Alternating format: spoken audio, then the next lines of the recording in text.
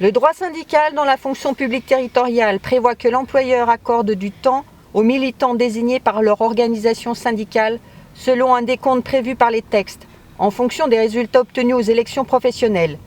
Pour Thonon-les-Bains, les résultats de la CFDT aux dernières élections ont permis d'avoir un quota de 109h35 chaque mois de décharge d'activité de service et de 542h49 par an pour les réunions des membres de la section syndicale.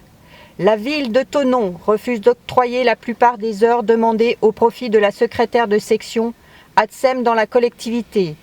Pour exemple, au cours du second semestre 2015, sur 42 dates demandées, 29 ont été refusées.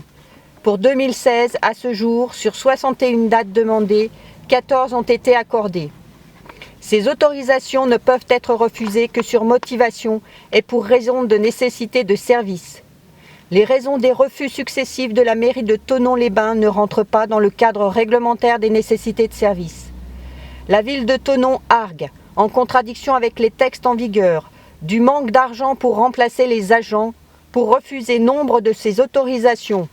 Cependant, elle a demandé à la CFDT de porter son choix sur un autre agent.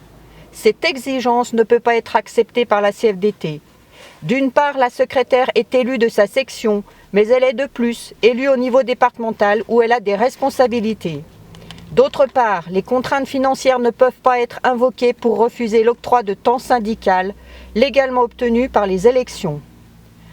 L'autre agent désigné se verrait soumis aux mêmes contraintes financières qui l'obligeraient à rattraper son temps de travail non remplacé sur du temps personnel.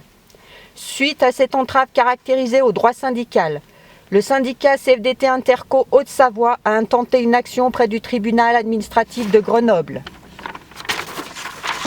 Depuis, la pression antisyndicale de l'employeur s'est focalisée à plusieurs occasions sur la personne de notre représentante élue.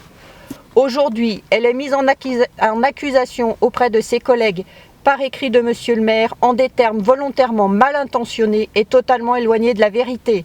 Le but recherché est de la discréditer, de l'isoler et de lui faire porter la charge des mesures coercitives de la collectivité envers ses agents. C'est apparemment ainsi que le maire de Thonon voit le dialogue social dont il se targue d'être un ardent défenseur.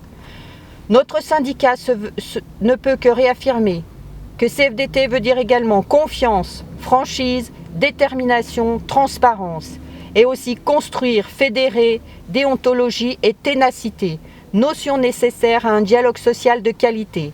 Si nos discours peuvent être opposés, le respect doit demeurer au cœur de nos rapports.